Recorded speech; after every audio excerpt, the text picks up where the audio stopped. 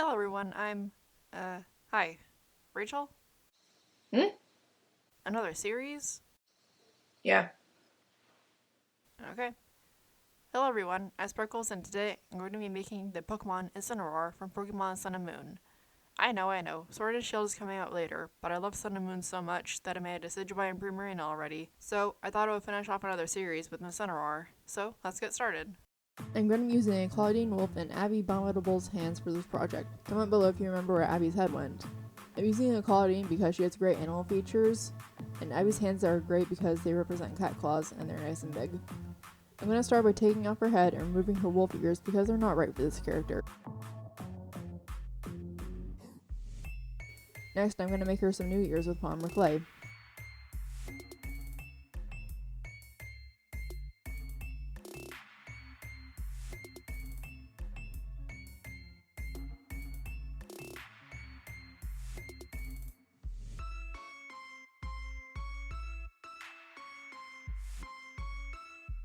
While her ears are baking, I'm going to be painting her. I paint her mostly black and I'm giving her some red accents. You may be wondering, why not just use a Monster High Catty Noir? She's already black and already a cat. Well, I didn't have one. I probably should get one and some other dolls because my stock box is running low.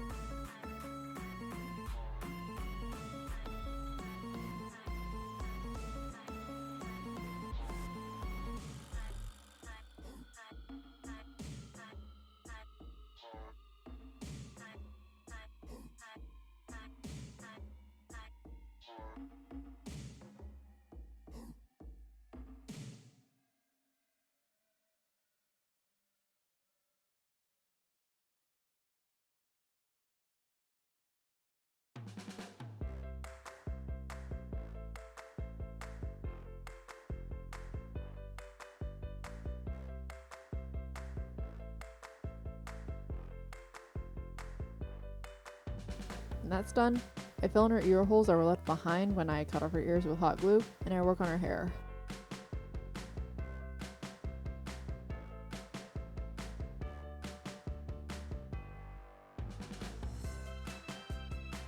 I want her to have a red mohawk with black shaped sides. So I start with flocking it made by chewing out some black yarn with scissors and attaching it to the head with tacky glue.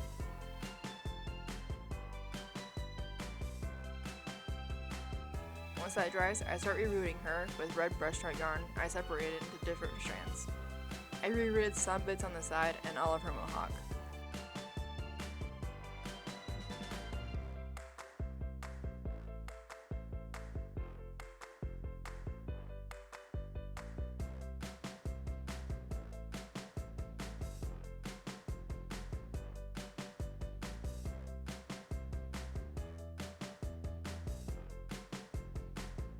When I'm done rerouting, I use Fabric Protect to secure the yarn into the head and let her dry.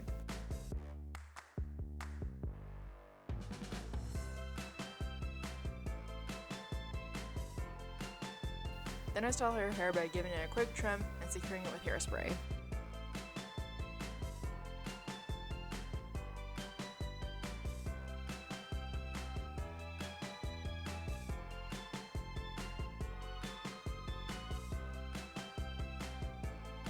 Let's work on her tail.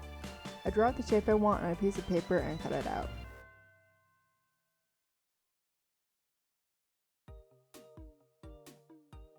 Then, I take some red cotton and cut out the shape with some generous seam allowance. Then, since Incineroar has a striped tail, I use black acrylic paint to paint those stripes and let it dry.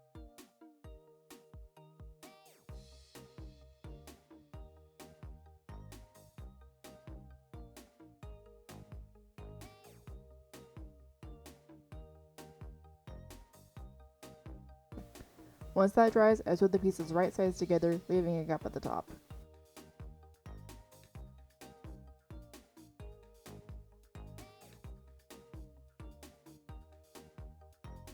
Then I turn the tail inside out, which is actually right side out. Then I take some wire and put it in the tail, and to make it poofy, I stuff it with, well, stuffing. I didn't show this part, but Incineroar has this trim thing around the end of its tail, and I cut it out of felt to glue it on with Fabri-Tac.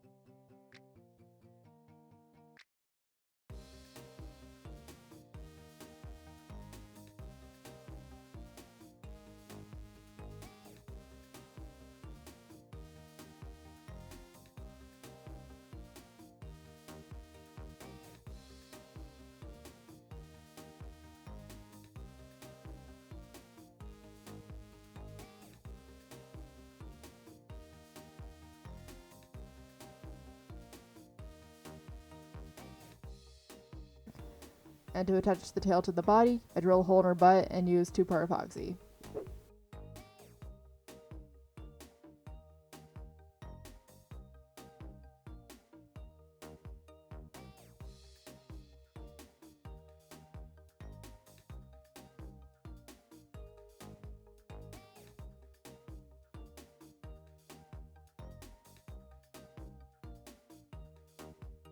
Time for the face. I used only acrylics today because I was inspired by the only acrylic artists like Doodle Noodle Dolls and Cherry Donuts on Instagram.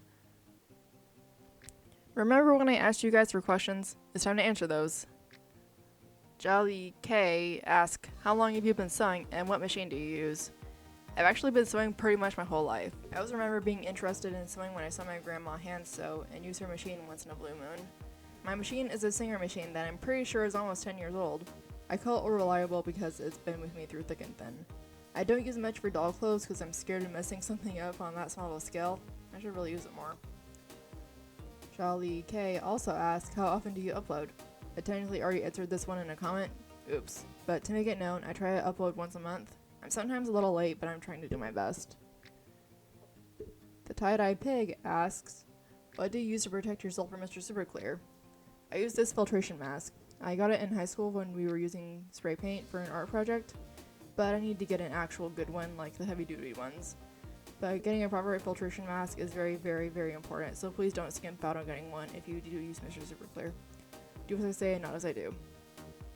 That's all the questions for now, but if you have any more for me, leave them in the comments. Also, I just want to thank you all for 300 subscribers. I can't believe 300 people decided they like my content enough to subscribe. I wanted to say that you guys motivate me to be creative and continue what I'm doing. Okay, enough being sappy. Time to move on to the clothes which I actually filmed for once. For our outfit, I want a halter top, shorts, a biker jacket, booties decorated like claws, and a few accessories. I start with a jacket. I make a pattern with notebook paper and cut out with this really cool silver fabric that doesn't really show up on camera. When I cut it out, I fray check the edges so the pieces don't unravel.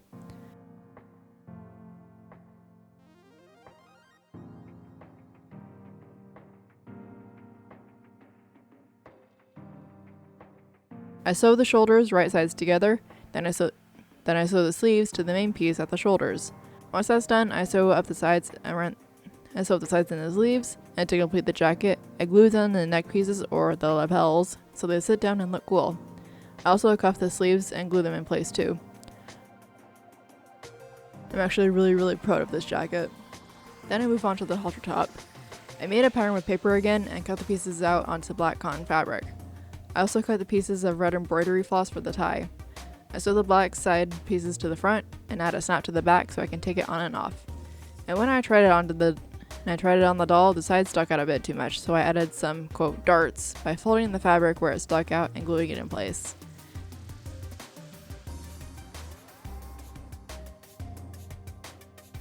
And to add a final touch, I take some red fabric paint and line the hem to make a nice contrast and detail. I do that with a jacket too.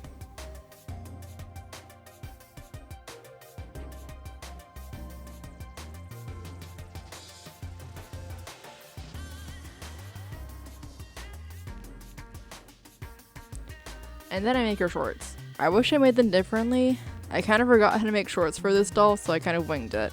If you don't know how to make a specific doll pattern, either go on Etsy and buy a doll pattern, that way the work's already done for you, or if you're broke, watch Annika Victoria or other seamstress on YouTube, or go to Google and look up what a pattern looks like and make your own pattern that way. Just know that it will look a little bit different than normal human scale. Anyway, I work on her shoes next. I follow watercolor shoe tutorials like always. I used a model doll so the paint on her leg doesn't chip. Once they're dry, I cut them off the metal doll's foot and add a heel and some claw details with polymer clay and bake them. I paint them red and add black detail.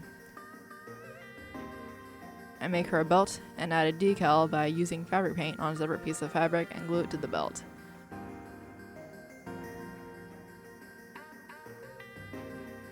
And with a few more details, she's done.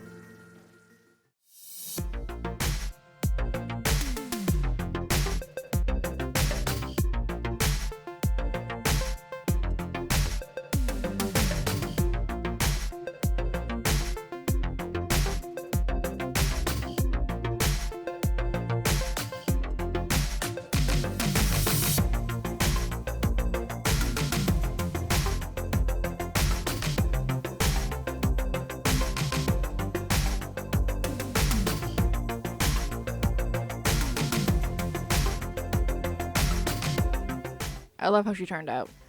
I know not everyone likes the punk style, but it's one of my favorites, and I'm happy to have another series done. Anyway, that's it. Click here to subscribe, click here for my latest video, and click here for a video YouTube thinks you'll like. Thank you for watching, and I'll see you later. Bye!